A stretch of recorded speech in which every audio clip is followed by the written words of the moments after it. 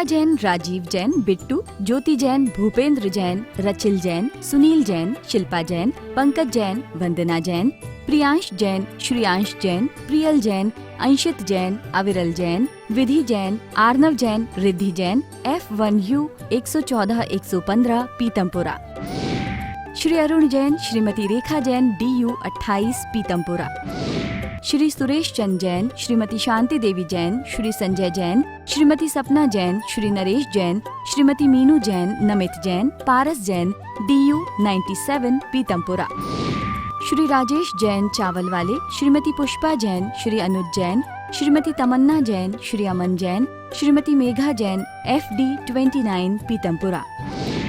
श्रीमती बिरमा देवी जैन, धर्मपत्नी स्वर्गीय Shri Lalchand Jain, Shri Sunil Jain, Shrimati Kusum Jain, Shri Saurabh Jain, Shrimati Sonal Jain, Shri Mayank Jain, Shrimati Divya Jain, master Vihaan Jain, baby Maisha Jain, DU 43 Pitampura. Shri Hemchand Jain परिवार, Shri Pradeep Jain, Shrimati Ruma Jain, Shri Rajat Jain, Shrimati Anshu Jain, master Hridyansh Jain, FU 8 Pitampura. Shri Anil Kumar Jain, Shrimati Rekha Jain, Shri Kartik Jain, Shri Kunal Jain, F1U 137 Pitampura. Shri Santosh Jain, Shri Sanjay Jain, Shrimati Kavita Jain, कुमारी श्रावी जैन, श्री रजत जैन, DU 49 पीतमपुरा। श्री प्रकाश चंद जैन, श्रीमती चंद्रकांता जैन, श्री पंकज जैन, श्रीमती नीलम जैन, श्री सुशांत जैन, श्री दिव्यांश जैन, CU 76 पीतमपुरा। मोक्ष मार्गस्य नेतारं भेतारं कर्म भूभृतां ज्ञातारं विश्वतत्त्वानां वन्दे तद्गुणलब्धये। मंगलम भगवान वीरो मंगलम गौतमो गणी मंगलम कुंद कुंदार्यो जैन धर्मोस्तु मंगलम। तत्वाश्रुत परम मांगलिक ग्रंथ है, परम उपकारी ग्रंथ है। आचार्य कुंद कुंद स्वामी के पट्ट शिष्य आचार्य उमा स्वामी द्वारा यह लिखा गया है। यह सूत्रात्मक शैली में और संस्कृत परिष्कृत संस्कृत में भाषा में यह महान ग्रंथ लिखा गया है। गागर में सागर है, भगवान की वाणी का निचोड़ इसमें इस ग्रंथ में मिलता है। चारों अनुयोग एक ग्रंथ को पढ़ने पर जिसका अध्ययन हो जाए, ऐसा तत्वाश्रुत महान ग्रंथ है। हम सबको जरूर पढ़ना चाहिए। इस तत्वाश्रुत की महिमा आपसे हम क्या कहें। आप स्वयं जब तत्वाश्रुत का पाठ करते हैं तो उसमें लिखा हुआ है कि जो भी व्यक्ति एक बार तत्वाश्रुत पाठ करता है तो उसे एक उपवास का फल मिलता है। इसका मतलब आप समझ रहे हैं कि आपने तत्वाश्रुत का पाठ कर लिया, मतलब भगवान महावीर स्वामी की समस्त वाणी का पाठ हो गया। समस्त वाणी का पाठ हो गया। क्यों? क्योंकि जो भी अब विस्तार है वो सब इसी के अंदर का विस्तार है, इससे बाहर का कोई विस्तार नहीं है। जितने भी आगम शास्त्र आगे जितने आपको हजारों लाखों करोड़ों शास्त्र मिलेंगे वो इसी के इर्द गिर्द घूमते हुए मिलेंगे। इसलिए इतना महान यह तत्वाश्रुत ग्रंथ है। आप सब लोग भी प्रतिदिन टीवी के माध्यम से सुन रहे हैं, पढ़ रहे हैं और जान रहे हैं। आपके घर में जिनवाणी हो उसको खोल लीजिए, उसमें तत्वाश्रुत लिखा होगा या कोई पुस्तक होगी तो उसको रख लीजिए और कॉपी पेन भी ज़रूर रखें। हम सभी लोग तत्वाश्रुत में जो 10 अध्याय हैं उमा स्वामी द्वारा विरचित, उसमें 7 तत्वों का वर्णन है और प्रथम अध्याय में जीव तत्व का वर्णन पढ़ रहे थे। इसमें आचार्य भगवान मोक्ष मार्ग की बात कर रहे थे। मोक्ष मार्ग की बात करते हुए सम्यक दर्शन का उत्पत्ति के कारण भी बताए और जो 7 तत्व हैं उनका वर्णन भी यहाँ पर चला। एक बार हम सभी लोग पुनः चौथा जो सूत्र है उसका उच्चारण करेंगे बोर्ड के माध्यम से और उस सूत्र को समझ करके आगे की क्लास को प्रारंभ करेंगे। तो तत्वार सूत्र प्रथम अध्याय, सूत्र पहले अध्याय का चौथा सूत्र है। जीवा जीव आश्रव बंध संबर निजरा मोक्षास तत्वम, यह सूत्र है। पुनः देखिए, जीवा जीव आश्रव बंध संबर निजरा मोक्षास तत्वम। जीव अजीब, आश्रव, बंध, संबर, निजरा, मोक्षः, ये 7 जो हैं तत्व हैं। इसके बारे में अपन ने पढ़ा था। जीव किसे कहते हैं? जिसमें चेतना पाई जाती है, जिसमें ज्ञान दर्शन पाया जाता है, उपयोग जिसका लक्षण है, उसे अपन ने जीव कहते हैं। जिसमें चेतना नहीं पाई जाती है उसे अजीब कहते हैं। ठीक है ना। और उस अजीब के 5 भेद भी होते हैं, पुद्गल, धर्म, अधर्म, आकाश और काल। इसका विशेष वर्णन अपन बाद में करेंगे। और आश्रव अपन ने कल बताया था कि आश्रव किसे कहते हैं।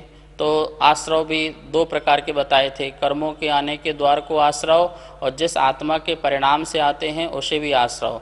तो कर्मों के द्वार से आने वाले आश्रव को द्रव्य आश्रव, और जो आत्मा के परिणाम आने में कारण हैं उसे अपन ने भाव आश्रव। ऐसी बंध में जाना था अपन ने, क्या जाना था? कर्मों का आत्मा से संबंध होना, उसका नाम द्रव्य बंध, और जिस परिणामों से कर्मों का बंध होता है उसे अपन ने भाव बंध। इसी प्रकार से संबर कि कर्मों के आने को रुकने को द्रव्य संबर, और जिस परिणामों से कर्म रुकते हैं उसे भाव संबर। इसी प्रकार निर्जरा कि कर्मों का एक देश झड़ जाना, नष्ट होना, उसे द्रव्य निर्जरा, और जिस आत्मा के परिणामों से कर्मों की रुकना होता है, झड़ना होता है, उसे अपन भाव निर्जरा कहते हैं। इसी प्रकार से समस्त कर्मों का अभाव हो जाना, उसका नाम मोक्ष है, और जिस आत्मा के परिणामों से कर्मों का अभाव होता है उसे कहते हैं भाव मोक्ष। इस प्रकार से यहाँ पर अपन ने ये पढ़ा था। विशेष व्याख्या आगे करते हैं अपन। गुरुदेव, इन 7 तत्वों में पुण्य पाप की बात नहीं आई है, क्या ये पुण्य पाप इन 7 तत्वों से अलग है? बहुत सुंदर प्रश्न है। यहाँ 7 तत्व की बात चल रही है और पुण्य पाप का यहाँ पर नाम नहीं आया है, लेकिन 7 तत्वों में ही पुण्य पाप भी समाविष्ट हो जाते हैं। तो कौन से तत्व में पुण्य पाप समाविष्ट हो जाते हैं? तो देखिए, आश्रव, जो आश्रव है कर्मों का आना, वो 2 प्रकार से है। एक तो शुभ आश्रव और एक अशुभ आश्रव। 2 ही आश्रव होते हैं जगत में। या तो आप अच्छा काम करोगे या आप बुरा काम करोगे, बुरा सोचोगे या अच्छा सोचोगे, बुरा बोलोगे या अच्छा बोलोगे। तो आप मन से, आप वचन से, आप काय से ये शुभ और अशुभ कार्य करते हैं। तो शुभ का नाम ही पुण्य है और अशुभ का नाम ही क्या है? पाप है। तो शुभ अशुभ, तो आश्रव किसका होगा? शुभ और अशुभ का। तो आश्रव में ही पुण्य पाप समाविष्ट हो गए और बंध में भी पुण्य पाप समाविष्ट हो गए, क्योंकि जिनका आश्रव होगा उनका ही उसी का साय से क्या हो जाएगा? बंध हो जाएगा आत्मा के साथ। तो पुण्य का आश्रव, पुण्य का बंध, पाप का आश्रव, पाप का बंध।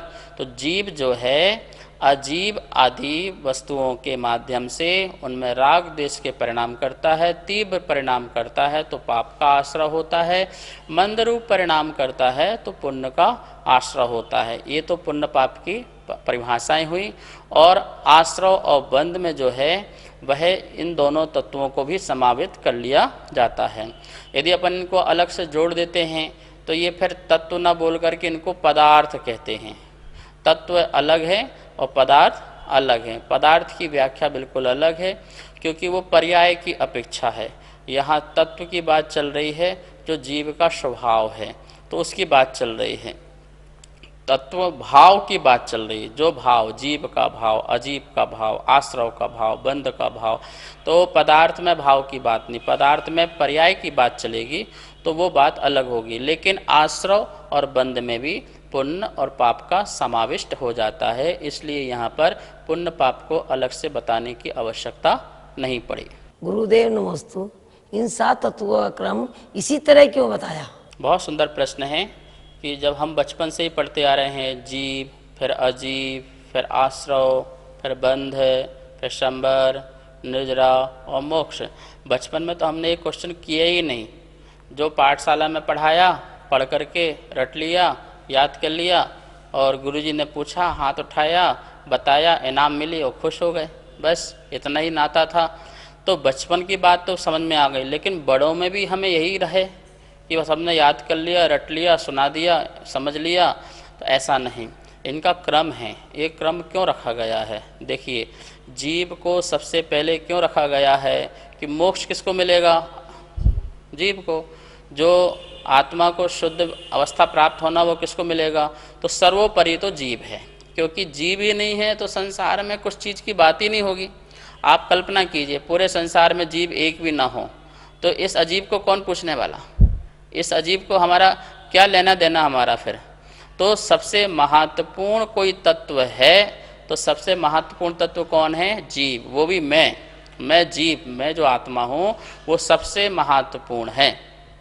इसलिए पहला बात रखी जीव की। अब इस जीव के पास सबसे नज़दीक कौन सी चीज़ है? कौन सी चीज़ है नज़दीक? तो ये शरीर। देखो, संसार में हमारे पास सबसे नज़दीक क्या चीज़ है? शरीर, कर्म। तो इसलिए इसको अजीब, जीव के बाद क्या? अजीब। भैया मैं तो बहुत महत्वपूर्ण हूँ, सबसे पहले तो महत्वपूर्ण पदार्थ मैं हूँ, मुझसे बड़ा दुनिया में कोई नहीं, मुझसे बड़ा महत्वशाली दुनिया में कोई नहीं। तो पहले मैं जीव, इसके बाद मेरा पड़ोसी कौन है, मेरे पास कौन है, नज़दीक कौन है? ये कर्म है, ये शरीर है। इसलिए उसके पास ही उसको क्या रखा? अजीब। अरे इसी का झंझट ही तो है, जीव और अजीब का विस्तार ही तो पूरा संसार है। ये पूरा 3 लोग जो है किसका विस्तार है? जीव और अजीब का। दोनों मिलते हैं और नई चीज़ क्रिएट होती है और जगत का फैलाव होता है। ये जीव अजीब मिलकर के पेड़ पौधे, वनस्पति, पृथ्वी, अग्नि, वायु, ये संसार, ये सब क्या है? ये जीव अजीब का मेल जोल है, मिली जुली सरकार है। ठीक है ना? तो मैं जीव, मेरे पास रहने वाला एक अजीब, और ये दोनों जब मिल गए तो आत्मा इसको लेकर के, अन्य पदार्थों को लेकर के भाव करती है। तो भाव करने से ये जीव अजीब पूर्वक ही आश्रय होता है। बिना अकेले जीव आश्रय नहीं कर सकता और बिना अकेले जीव भी आश्रय नहीं कर सकता। जीव भी आश्रय नहीं कर सकता बिना अजीब के सहारे, और अजीब भी आश्रय नहीं करता बिना जीव के सहारे। तो दोनों के मिलने पर ही क्या होता है? आश्रय। इसलिए तीसरे नंबर में क्या रखा? आश्रय। कि जीव अजीब के मिलने से, दोनों में मिलने से एक आश्रय होता है, द्रव आश्रय और भाव आश्रय। तो दोनों हुआ आश्रय, इसलिए तीसरे नंबर में क्या रखा? आश्रय। अब कोई चीज़ आएगी तो रुकेगी भी, ठीक है ना? तो वो रोकना न रोकना हमारे ऊपर है, पर आई है तो कुछ पल के लिए रुकेगी और फिर जाएगी। मेहमान आए हैं तो आप बैठने को बोलो तो बैठ जाएंगे, नहीं बोलो तो चले जाएंगे, पर अंदर तो आई गए ना, तो बंद तो थोड़ा बहुत हुआ ही ना। कितना भी क्षण का बंद हुआ हो, पर बंद तो हुआ। बैठ जाएंगे तो बहुत देर के लिए हो जाएगा, और खड़े खड़े चले गए तो उतनी देर के लिए बंद हुआ। उतने देर तक आप भी तो बिजी रहे, और ज़्यादा बैठ जाएंगे तो पूरे फंस जाएंगे अपन, दुकान मकान भी नहीं जा पाएंगे, घर का काम, बच्चों का काम कुछ नहीं कर पाएंगे, उसी में लगे रहेंगे, तो वो बंद हो जाएगा। इसलिए आश्रय के बाद क्या रखा? कि जो आया है वो कुछ पल के लिए बंद को प्राप्त होगा। तो इसलिए आश्रय के बाद बंद। अब भैया कुछ ऐसा काम करो, ये मेहमान बैठ ही गया, निकालने का काम करो, ठीक है ना भाई साहब? अब आप जाइए, आपके घर में भी काम होगा, तो अब कर्मों को निकालने की भी, या फिर किसी को रोकने की काम करो। भैया आप किसी को मत बुलाओ, बहुत हो गया, एक बहुत आ गया, ये इसने बहुत परेशान कर डाला, अब ताला लगा दो, बंद कर दो, कोई नहीं आएगा, फ़ोन से कोई बुलाना नहीं किसी को। अब तो क्या हो गया? संबर। इसलिए बंद के बाद क्या रखा? संबर। अब रोकने का काम करना, रुक गया, हमें समझ में आ गई, हमें अकल ठिकाने आ गए, भैया अब हम किसी को बुलाने वाले नहीं है, जिसको बुलाते हैं परेशान कर देता है। तो क्या किया फिर हमने? संबर। तो इसलिए बंद के बाद संबर। अब ठीक है भैया, बुलाना तो बंद कर दिया, अब जो ये बैठा हुआ है इसको तो निकालो, है ये तो बड़ा परेशान करके बैठ गया। तो भैया जैसे तैसे हाथ जोड़ के, पैर जोड़ के, समझा के, बहला करके, नए प्रकार के उपाय करके उसको क्या किया? घर से निकाला, कर्म को अंदर से निकाला, भावों को अच्छे बनाया, निर्मल बनाया, तो निर्जरा होना प्रारंभ हो गए। इसलिए संबर के बाद निर्जरा, और संपूर्ण सब चला गया, अब कोई नहीं, मैं अकेला, बिल्कुल शांत स्वभावी, निर्मल, अनंत आनंद का सागर, अमृत स्वरूप मैं निमग्न, ऐसा मैं आत्मा बचा, तो मेरा क्या हो गया? मोक्ष हो गया। तो इस प्रकार से इसका क्रम इस प्रकार से। इसलिए जीव के बाद अजीब, अजीब के बाद आश्रव, आश्रव के बाद बंद, बंद के बाद संबर, संबर के बाद निर्जरा, और निर्जरा के बाद मोक्ष। इसलिए यह क्रम रखा गया। अब हम सभी लोग जीव और अजीब को समझते हैं। जीव जैसे बताया था, जिसमें चेतना पाई जाती है, जिसमें चैतन्यपना पाया जाता है, जो अखंड होती है, खंड खंड नहीं होती है, अनादि अनिधन होती है, अनादि काल से है और अनंत काल तक रहेगी। अर्थात जिसका जन्म नहीं है, जिसका मरण नहीं है। जो हम जन्म मरण कहते हैं वो शरीर की अपेक्षा कहते हैं, प्राणों की अपेक्षा कहते हैं। प्राणों का संयोग होने का नाम जन्म और प्राणों का वियोग होने का नाम मरण। लेकिन आत्मा का ना जन्म, आत्मा का ना मरण। ऐसी आत्मा को हमें जानना है जो अजर है, जो अमर है, जो अविनाशी है, जो द्वंद्व रहित है। दो के साथ रहते हुए भी, कर्म शरीर आदि के साथ रहते हुए भी ये एक में एक नहीं होती है। दूध जल में रहते हुए भी जल दूध नहीं हो जाता, दूध जल नहीं हो जाता। जिस प्रकार से कीचड़ में पड़ा हुआ रत्न जो है कभी कीचड़ नहीं हो जाता, कीचड़ कीचड़ होता है और रत्न रत्न होता है। भले ही दोनों की पर्याय अभी गंदी पर्याय कह सकते हैं कि रत्न गंदा रत्न है, कीचड़ युक्त रत्न, मल युक्त रत्न, लेकिन रत्न कभी मल नहीं हो जाएगा और मल कभी रत्न नहीं होगा। मल मल ही रहेगा और रत्न जड़ जड़ ही रहेगा और चेतना चेतना ही रहेगी। इसको पक्का श्रद्धान कर लेना, बिल्कुल मजबूत श्रद्धान कि ये मैं अनंत काल तक, अनादिकाल से शरीर में रहा, पर शरीर की संगति करते करते हुए भी आपको पता है एक समय भी ऐसा नहीं रहा जिस समय हमारे पास शरीर न रहा हो। एक समय भी, आज तक एक समय भी ऐसा नहीं रहा जिस समय हमारे पास शरीर कर्म ना रहे हों। अर्थात अनादिकाल से एक समय भी हमारा ऐसा नहीं गया, प्रति समय हमारे पास शरीर और कर्म रहे हैं। ठीक है ना। अपन ये शरीर का वियोग हो गया ना तो दूसरे शरीर धारण करने में 2-3 समय जो 4 समय लग जाता है, तो विग्रह गति, एक स्थान से दूसरे स्थान जन्म लेने को विग्रह गति कहते हैं। तो उस विग्रह गति में भी कारमण शरीर रहा, कर्मों का जो पिंड रहा वो भी एक शरीर है, कारमण शरीर, तो वहाँ भी शरीर रहा और बाद में जन्म ले लिया तो वहाँ भी दूसरा शरीर हो गया। तो बिना शरीर और बिना कर्म के आत्मा अनादिकाल से बिल्कुल अलग नहीं हुए। लेकिन फिर भी आज तक आत्मा जो चेतना है जड़ के साथ रह करके जड़ नहीं हो गई। जैसे शराबी व्यक्ति के साथ रह करके व्यक्ति शराबी हो जाता है ना, जुआ खेलने वाले व्यक्ति के साथ संगति करने से व्यक्ति जुआड़ी हो जाता है, तो ये तो संसार में है। लेकिन चेतना बोलो कि ऐसी चेतना भी हो जाए कि जड़ की संगति कर करके, शरीर की संगति करके, मल की संगति करके वो भी मैली हो जाए, वो भी जड़ हो जाए, तो बोले ऐसा नहीं होगा। तो जड़ चेतन नहीं होगा और चेतन जड़ नहीं होगा। दोनों अपने अपने जड़ जड़त्व को नहीं छोड़ेगा और चेतन चेतनत्व को नहीं छोड़ेगा, अपना चेतनपना दूर नहीं करता है। इस तत्व को अच्छी तरह से समझ लेना। अनादिकाल से कितनी पर्याय धारण की, कितनी अवस्थाएं धारण की, मनुष्य गति, त्रिंच गति, देव गति, नरक गति, कितनी कितनी कीड़े मकोड़े कितनी कितने पर्याय में गए, लेकिन कोई गुण हमसे निकल करके हट गया हो, अलग हो गया हो। यदि गुण अलग हो गया तो द्रव्य भी अलग हो जाएगा, क्योंकि बिना गुण के द्रव्य होता नहीं है। अवस्थाएं चेंज हो सकती हैं, पर्यायें चेंज हो सकती हैं, पर मैं अनचेंजेबल हूँ, जो कभी चेंज नहीं होता हूँ। मैं चेतन, मैं कभी परिवर्तित नहीं होता हूँ। तो ऐसी आत्मा में श्रद्धान करना, ठीक है ना। तो खुश होना चाहिए, बहुत नाचना चाहिए इस बात को सुनकर के, अरे मैं ऐसा चेतन जो अनचेंजेबल, कभी चेंज नहीं होता हूँ, ओहो तो ये तो बहुत अच्छी बात है। इसका मतलब मेरा आज तक नुकसान तो हुआ नहीं। नुकसान हुआ है तो मेरी पर्यायों का, मैंने अपने गुणों को विकसित नहीं किया, अपने ज्ञान को विकसित नहीं किया, अपने संयम को विकसित नहीं किया, ये मेरा नुकसान हुआ है। अब कोई बात नहीं, अब विकसित करेंगे, अब आगे बढ़ाएंगे। देखो, अविकसित पर्याय निगोद की पर्याय है। अविकसित पर्याय निगोद की पर्याय है। जहाँ ज्ञान विकसित नहीं है, जहाँ सुख विकसित नहीं है, जहाँ आनंद विकसित नहीं है, वो पर्याय जो है वो अविकसित पर्याय है।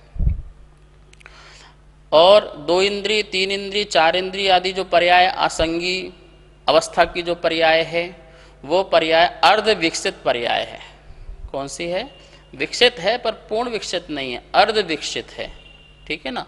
अविकसित पर्याय निगोदिया की, 2 इंद्रिय आदि की पर्याय अर्ध विकसित है, 5 इंद्रिय की पर्याय जो है वो विकासशील पर्याय है। अभी विकास पूर्ण नहीं हुआ पर विकासशील है, विकास हो रहा है, ज्ञान का थोड़ा विकास हुआ है, सुख का विकास हुआ, शक्ति का विकास हुआ, विकासशील पर्याय है, पर पूर्ण विकास नहीं है। पूर्ण विकास क्या है? जो सिद्ध अवस्था है वो पूर्ण विकास है। तो हमें कहाँ तक यात्रा करना है? निगोद से निकल करके अविकसित पर्याय से। तो कितने सौभाग्यशाली हैं हम कि हमारी अविकसित पर्याय तो गई, अर्ध विकसित पर्याय भी हमारी गई। अब तो हम विकासशील में चल रहे, जैसे बोलते ना मोदी जी, ये देश विकास की ओर बढ़ रहा है, ठीक है ना, विस्तार की ओर बढ़ रहा है। ऐसे हम भी आज से कहो तत्व पढ़ करके, अरे ये चेतना जो है अब विकास की ओर, अब हम ज्ञान प्राप्त करेंगे, अब हम आनंद को प्राप्त करेंगे, हम अपनी आत्मा को शुद्ध बनाएंगे, बुद्ध बनाएंगे। पर कैसे? जब अपने को जानोगे मैं कौन हूँ, अपने को जानते नहीं हो और विकास की बात करते हो, ऐसा नहीं है। पहले अपने को जानो, अपना स्वरूप को जानो कि मैं जड़ स्वभावी नहीं हूँ, मैं चेतना स्वभावी हूँ। मैं जगत में रहा तब भी मेरा जानना और देखना बंद नहीं हुआ। तो ऐसे विकासशील अवस्था को प्राप्त करके अब हम पुरुषार्थ करेंगे। जो ये अजीब के प्रति जो हमने मोह माया लगा रखी थी, ये मैं हूँ, ये मेरा है, ये शरीर को मैं करता रहा, और ये मेरा परिवार, मेरा घर, मेरा परिग्रह, मेरी दुकान, मेरे बच्चे, ये मेरा दुनियादारी, ये मैं और मेरा, ये भाव निकाल देंगे और अब शुद्ध बुद्ध चेतना होने का प्रयास करेंगे। जो इस प्रकार से अपनी आत्मा को ऐसा जानता है, कैसा जानता है? अपनी आत्मा को बंध रहित जानता है, स्पर्श रहित जानता है, रस रहित जानता है, गंध रहित जानता है, वर्ण रहित जानता है, मात चेतना ही जानता है। इंद्रियों आदियों के द्वारा से आत्मा की पहचान होती है, ऐसा जो नहीं जानता है, इस प्रकार से अपनी आत्मा के स्वरूप को जानना है। पहले अपने को जानो, पहले दुनिया को नहीं। अपने को जान लिया, सब जान लिया। जो एकम जान ही ते सब ही जान ही, जो एक को जान लेता है वो सब को जान लेता है। ऐसा हुआ। ऐसे ही प्रसंग है कि महावीर स्वामी जो बचपन में थे तो माँ ने पिता से, अपने पति से कहा कि बच्चा बड़ा हो रहा है, कुछ पढ़ाने के लिए कोई टीचर तो लगाओ, शिक्षक तो लगाओ, ये कब पढ़ेगा, कब लिखेगा? बोले ठीक है। गुरु बुलाया और बोले बेटा बोलो एक, बोले एक, बोले एक आने आत्मा, ठीक है, एक आने आत्मा। बोलो बेटा दो, तो बोले एक। तो वो जब एक बोला तो वो टीचर बहुत खुश हुए, अरे आपका बालक तो इतना होशियार है, मैंने तो एक बार एक कहा और उसने एक बार में आत्मा सीख ली, बहुत खुश हुए। दूसरे दिन टीचर आए, बोले बेटा अब बोलो दो, तो बोले वो एक। अरे बेटा आपने एक सीख लिया है, एक आने आत्मा हो गया, अब बोलो दो, तो बोलो बेटा दो, बोले एक। अरे भैया वो दो से आगे नहीं बढ़ रहा, शाम तक हो गई, माता को बुलाया, पिता को बुलाया, बोले ये तो दो एक से, हम तो सोच रहे थे बहुत होशियार है, एक ही बार में सीख गया, ये दूसरे से आगे नहीं बढ़ रहा है। तो बोले बेटे क्या बात है, क्यों नहीं बढ़ रहे हो? माता जो एकम जानी ते सब भी जानी, जो एक को जान लेता है वो सबको जान लेता है। सबको जानने की जरूरत क्या है? ओहो, माता पिता टीचर ने भैया हाथ जोड़े, जो 3 लोग को पढ़ाने आया है क्या हम उसको पढ़ा सकते हैं? वो स्वयंभू होते हैं, वो स्वयंभू होते हैं, सब जानते हैं, और हम उसको पढ़ाने की बात करेंगे? आहा, तीर्थंकर स्वयंभू। एक बात बताई, आत्मा को जानो, चेतना को जानो। इस प्रकार से चेतना को जानने के बाद हम अजीब को भी जानते हैं। अजीब जो है, जो चेतना से रहित है, इस प्रकार से इससे विपरीत है। तो इस प्रकार दोनों जानने के बाद भेद विज्ञान होता है। अब हमें यहाँ पर स्लाइडिंग आपको दिख रही होगी, आश्रव तत्व, जो तीसरे नंबर में जो है आश्रव तत्व है, इसमें लिखा है भाव आश्रव और द्रव्य आश्रव। क्या लिखा हुआ है? भाव आश्रव और द्रव्य आश्रव। अब इनके बारे में थोड़ा अपन अच्छे से पढ़ेंगे। क्या लिखा है भाव आश्रव में? जिन मोह राग द्वेष भावों के निमित्त से, निमित्त से मतलब या राग द्वेष भावों के द्वारा ज्ञानावरणादि कर्म आते हैं। किसके निमित्त से? हमारे अंदर के राग देश भावों के निमित्त से जो ज्ञानावरणादि कर्म आते हैं, उन मोह राग देश भावों को भाव आश्रव कहते हैं। क्या कहते हैं? भाव आश्रव। समझ में आया ना? जिन मोह राग देश आदि के परिणामों के निमित्त से ज्ञानावरणादि जो 8 कर्म आते हैं, उनको हम कहते हैं भाव। उन मोह राग देश भावों को भाव आश्रव, जो हमारे आत्मा के भावों का आश्रव हुआ। फिर लिखा है द्रव्य आश्रव। क्या लिखा है? द्रव्य आश्रव। भाव आश्रव के निमित्त से जो राग देश मोह भाव जो भाव आश्रव हैं, उसके निमित्त से ज्ञानावरणादि कर्मों का स्वयं आना, बुलाना नहीं, स्वयं आना, वो हम कोई बुला नहीं सकते। आपको कर्म दिखते हैं क्या जो आप बुला सकते हो? आइए आइए, वेलकम वेलकम? नहीं दिखते हैं, वो स्वयं आते हैं। जैसे चुम्बक की तरह है, अपन ने यहाँ चुम्बक रखा तो जो सुई है लोहे समान, वो अपने आप आ गए, हमने बुलाया नहीं। हमने तो अपना काम किया, चुम्बक को हिलाना डुलाना, ठीक है ना? कर्म का वो स्वयं आना है। ऐसे ही हमने भाव किए और कर्म क्या हो गए? आ गए। तो उनको आने को बोलते हैं द्रव्य आश्रव। इस प्रकार से क्या हुआ? भाव आश्रव और द्रव्य आश्रव। नमोस्तु गुरुदेव। भाव आश्रव किसके कारण होता है? भाव आश्रव जो है, आत्मा में एक योग नाम की शक्ति है। योग अर्थात आत्मा के प्रदेश। आत्मा के प्रदेशों की चंचलता यदि होती है तो उससे कर्मों का आश्रय होता है। प्रगति बंध और प्रदेश बंध, जिसको अपन बोलते हैं, बंद हो जाता है, तो आश्रय होता है। काय वांग मनः कर्म योगः सह आश्रवः। काय वांग मन, जो आत्मा का योग है, उसकी अभिव्यक्ति हमारे काय से होती है, हमारे वचन से होती है और हमारे मन से होती है। तो मन में चलने वाले विचार, वाणी में चलने वाली प्रवृत्ति और काय से होने वाली प्रवृत्ति, इन तीनों की प्रवृत्ति से आश्रव होता है। उस आश्रव से क्या बोलते कि कर्म आते हैं, ठीक है ना? तो कारण यही है, मन वचन काय जो है और आत्मा की योग प्रवृत्ति जो है, इसके कारण आश्रव होता है। तो हमारी प्रवृत्ति क्या होती है योग में? हमारा जो उपयोग है वो अशुद्ध होता है, विकारी रूप होता है, तो उसके कारण आश्रव रूप रागदेश मोह होते हैं और उसके कारण मन वचन काय की प्रवृत्ति होती है, तो वो कर्मों का आश्रव हो जाता है। इस प्रकार से काय वांग मना कर्म योगः सह आश्रवः, यह आश्रव का भाव आश्रव का कारण होता है। सुनीत जैन, नीरज जैन, विभोर जैन, इति जैन, सर्वांग जैन, चारू जैन, गौरव जैन, दर्श जैन, अनिकांत जैन, कोकिला जैन, कनिका जैन, गौरव जैन, अर्घ्य जैन, नितिका जैन, मयूर जैन, पर्व जैन, अदिति जैन, सामवेद, तिलका देवी जैन, मनोज जैन, उषा जैन, सुनीत जैन, नीरज जैन, अनिकांत जैन, कोकिला जैन, राजीव जैन, वंदना जैन, राजीव जैन, वंदना जैन, वरुण जैन, पूजा जैन, वाणी जैन, श्रीमती कमलेश जैन, धर्मपत्नी स्वर्गीय श्री श्रीपाल जैन, परिवार QU 149C, पीतमपुरा, दिल्ली। श्रीमती आशा जैन, धर्मपत्नी श्री सुखमाल चंद जैन, चावल वाले। श्री रवि जैन, श्रीमती डिम्पल जैन, श्री अमित जैन, श्रीमती मीतू जैन, श्रेय जैन, अर्पित जैन, कनिका जैन, आदित्य जैन, FU 71, पीतमपुरा, दिल्ली। श्रीमती केला जैन, श्री जगदीश राय जैन, श्रीमती उषा जैन, श्री कुलभूषण जैन, श्रीमती प्रीति जैन, श्री संजय जैन, मोनाल जैन, हाद्विक जैन, साक्षी जैन, DU 5, पीतमपुरा, दिल्ली। श्री संजय जैन, श्रीमती रचना जैन, श्री सक्षम जैन, श्री उत्कृष्ट जैन, श्री दीपक जैन, श्रीमती स्वाति जैन, उन्नति जैन, आगम जैन, F1U1, पीतमपुरा। श्री अजय कुमार जैन, श्रीमती सुमन जैन, श्री अभिषेक जैन, श्रीमती दिव्या जैन, मास्टर लवित जैन, BU 101, पीतमपुरा।